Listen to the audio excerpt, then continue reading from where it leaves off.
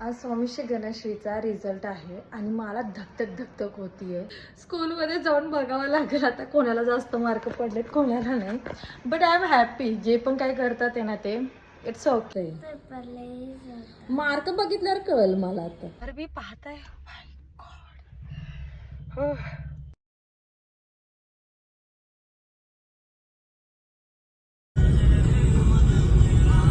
French fries मागवले. Peri peri peri peri मागवले. Happy का आता?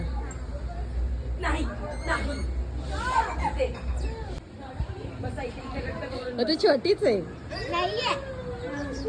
मजा येते की नाही?